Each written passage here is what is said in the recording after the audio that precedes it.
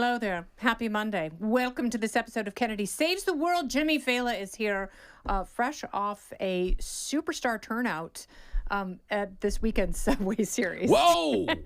I didn't realize that you'd be getting so much press from the game. Well, listen, I am a crowd pleaser, but let the record show that my family, they are a producer pleaser. What that means is... Okay. Is there a difference? Yes. I'll tell you in a second. I mean, the crowd is you heckle and everybody laughs, and you know how that works. But we went to see the Yankees play the Mets in the Subway Series this weekend. And as you'd imagine, there's a lot of animosity directed at Juan Soto, him signing a $763 million contract to leave the Yankees. When the Yankees offered him $760, it's not like the Yankees offered him $400 million. Lots of theories. And the Mets were like, how about $765? Lots of theories. So as you'd imagine, Yankee fans... My family wants a suite. I know. Okay. We'll get into all of it. The Yankees are hosting the Mets this weekend. The producers on the Mets network, SNY, when it's Soto's turn to bat, go looking in the crowd for someone who might be airing their grievances with Soto. Enthusiastic Yankee fan. And the camera locks right in on the Failla family. So my wife, who's in Ohio with her friends, my wife is literally in Ohio watching the game with her friends. Let's see if we can see Jimmy and his brother. And in the top of the first, in the very first shot of the game, is Lincoln Failla double barrel middle finger with his cousin Jonathan. I love Jonathan. Jonathan's the best guy. You've got the funniest family. They People never have no idea. They never stop heckling. Like if they're not funny, they're great material. They're lunatics, and this is what people need to understand about going to that Yankee game against Juan Soto and the Mets, and we can get into all the subplots. If you bring a child to Yankee Stadium and sit them in the bleachers, there is no accommodation made for your child being there. Yes. Okay? Probably 12 of the first 13 expletives I learned in life, I learned at Yankee Stadium in left field. Okay? This is a true story. 1987, I was sitting in left field. And this is coming from a family of multiple brothers and cops. Yes. Bo Jackson was playing for the Kansas City Royals against the Yankees, and he had just announced he was also going to play NFL football as a hobby. And there was a person screaming for 9 innings, "They're going to break your legs, you stupid F." For 9 innings. Finally, in the bottom of the ninth, I'm like, all right, Mom. He gets it. Hey, zing, pow. But no, it was someone cursing their head off at Bo Jackson for nine innings. I was like 8 years old. It was amazing. Yeah. So to give you an idea of what you're dealing with in the Failla family, they loved Juan Soto till they didn't. He left the Yankees for the Mets. It's unheard of. It's never happened before. The teams have engaged in trades. They've had players who signed with both via free agency, but never when there was a high bidding for a free agent who was a Yankee. It's never happened. I did not know that. Never on this level. So Yankee fans aren't used to the rejection. For Lincoln, this was like his first major breakup. Yes. Like he was monitoring the Soto free agency around the clock, texting me to the point of exhaustion. And on the Sunday night, Soto announced he was a Met. Lincoln came in to my home. I was actually doing a radio interview on a Sunday night of all things. Talk about work-life balance. How much in debt was I to the bookie that I was doing a radio interview on a Sunday night? Let's not get into that. Lincoln came in, and I could see like tears in his eyes, and he spiked his Soto jersey. He was so upset. So this past weekend, knowing Soto was making his return to Yankee Stadium, what do you owe him if you're a halfway decent dad but a front row seat to where Juan Soto will be playing in right field? Right. And Section 104, buddy. Him and cousin Jonathan, when I tell you they were worked up, the family next to us had showed up with a baby in a Soto onesie, a Mets Soto onesie.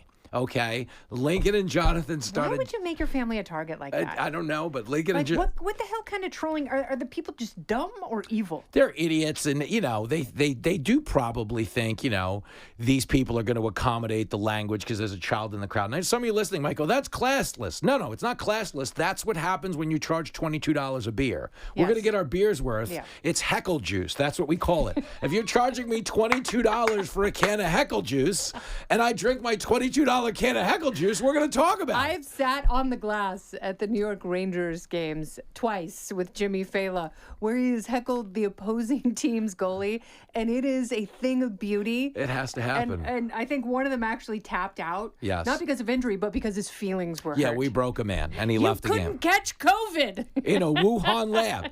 You couldn't catch COVID in a Wuhan lab. So hold on. They were pounding Soto, but this family showed up with a baby in a onesie, and Lincoln and Jonathan started chanting, "Throw it back," like it was a home run ball.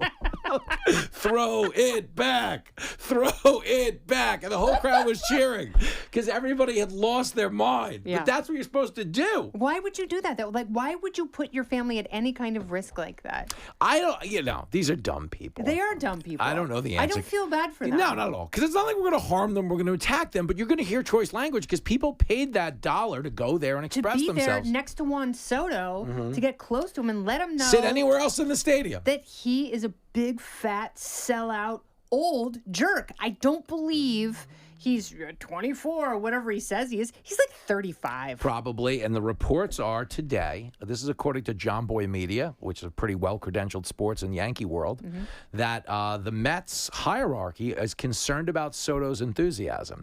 Isn't that a fun thing to hear when you just gave the guy a 15-year deal and he's in month 2? $765 and he's million. not hustling anymore? Not at all. It's like he sees the ball going near the wall. He's like, yeah, that's probably going to go out. Well, I could have caught that. Let me tell you what my role at one of these Yankee games is. Okay, I buy the tickets. I have a few pops, but I am actually there to make sure Lincoln and Jonathan don't run onto the field because most of Fox security is working the game. So I can't That's an awkward conversation That's a true on story. Monday. Yeah. I can't have my son get popped by somebody I'm going to see in the lobby next week, and now I got to look at the guy when I walk in here. Just with disdain, just shaking his head. Yeah, nothing I can do. Like my job isn't hard enough, you son of a. So I'm there to soak it in, lap it up, throw a few heckles Soto's way, and keep it somewhat respectable. Yeah. But What was your best heckle? No, honestly, the thing that got the best reaction is I yelled to Soto. I said, my blood alcohol content is higher than your batting average. I'm like, you're hitting 250. My blood alcohol content is higher than that. And we kept asking him how to say. Are Bellinger and Paul Goldschmidt higher than Juan Soto? Right now, yeah. Nice. Goldie's hitting 350. Yeah, I know. Bellinger. He was a specimen. You'd have Bellinger. When we saw him at, jacked. Bellinger and Trent Grisham both having better years than Soto. Wonderful. By wide margins. Love to see it. Yeah, great. And Goldschmidt. But anyway, okay, having sat that close and seen Soto, and I know body language, and I can, you look at people's faces, he absolutely. You've established on this very program that you are a man who studies process. Thank you. That's all I got in this world. There's no education. There's no background in anything. So anyway, having watched him, he absolutely realizes he made the wrong move. Yeah. And I say he made the wrong. Do you think that was painful for him to be at Yankee Stadium? Yes, 1,000%. With that crowd that just loved him. They loved him. They worshipped him. They embraced him. They were, I'll never forget, May the 4th, the Star Wars game. And his name was Juan Solo. Juan Solo. Oh, I was like, that was amazing. That's a marketing thing of beauty. He'll never leave. You could do it every year. Okay, you're going to compete for a championship every year. You have the most passionate fans. I mean, there's nothing like New York, and it's iconic. They've won 27 world championships, and that's why nobody ever intentionally leaves the Yankees for the Mets. Like, think of it in basketball terms, guys. Nobody leaves the Lakers for the Clippers. Like, it might happen later in your career if it's your only option, but they are the JV team. In media, and it's Fox News versus, like, going to Newsmax. There's obviously a lot more prestige to be here, okay, and that's where he finds himself. He realizes he got $8 million more to go play with the less relevant team. And to be clear, the Mets could win the World Series this year, which they're not going to, I don't believe, but they still won't be the dominant team in the town because the Yankee legacy is that much bigger. Good. I hope he goes into a ferocious slump and doesn't crawl out of it for months. Did he hear it, though? I'm disgusted by him. Well, don't be... That lackluster, limp meat sack. He does look chubby. Yeah, he looks awful. He was slow. And why is he a position player? He shouldn't be. He doesn't want to be. He'll end his career as a DH because the Mets right field is actually harder to defend than the Yankees. It's bigger, more cavernous in the alleys, and the walls are a little trickier. Sounds like how the boys described me in high school, Jim. All right, you still got it. But he's a loser, and it was someone was yelling too. They're like, ask for another $1 million so you can afford a treadmill. There was a lot of that. It was pretty funny. It was a lot of that. So when you heckle, because I've seen you get the crowd like super into it. Yeah. And people who didn't realize that they were going to enjoy a good New York sports heckling, were other people sort of chiming in to match the... Everybody showed up, and it was what it really renewed my faith in, though, is... Ask for another $1 million to get a treadmill. I know. Ask for another $1 million, you could have bought a treadmill. So that went on. were a lot of fat jokes, a Yeah. lot of things like that. But it really did renew my faith in sports fans in that we always lament the fact that Yankee Stadium got so expensive, they priced out the character, but the character was back. They were there. And Good. people must have circled this date on the calendar and bought their Damn tickets right before they they got did. too expensive. And they Yep. gave it to him. The second that he left, it's like, oh, good. Yeah. I'm going to grudge F you. Don't go anywhere. More Kennedy Saves the World right after this. Speaking of a little bit of prodding, how do you feel about our former president's prostate cancer diagnosis? It's stage 4, which is Yeah. awful. It has metastasized to the bone. I don't know which bone, maybe the pelvic bone, hopefully something close by and not his spine or something horrifically painful. I don't want him to be in pain. No. I want him to beat this and survive, and that's my wish for all people who face a cancer diagnosis. But I do think the announcement is dubious. Oh, is it ever? And, again, we obviously give him our warmest wishes. And if he really wants the story to go away, he wants the media to stop talking about it, he should just announce that he's running in 2028. Like, God, no, cancer. I have no idea. But to what we now know, the her tapes come out Friday, okay, which obviously are a very bad look for so many different people. And they cast a lot of aspersions onto the legitimacy of all those auto pen signings and everything in between. It is very convenient that this came out now, knowing that it's in a situation where it has to be at least 5 years old. It means this was a card and they every played. doctor, like the doctor... MSNBC, Yep. News Nation, CNN, everybody. Ours, obviously, Yeah. said this is a 5 to 7 year situation where Yeah, if you're his age, Yeah. you're getting a test of some kind. You're either getting a finger exam, a PSA test, there are new urine tests you can use. NBC, not even MSNBC, NBC's ranking doctor. Thank you, Will Gupta. I don't know that he is related to Sanjay. I don't know that, but I would think It's racist of you to one assume. conjures the It's other. Yeah, racist, I know. See, listen, the only doctors I know are Dre and Pepper, so I don't know. I don't really have a credential here.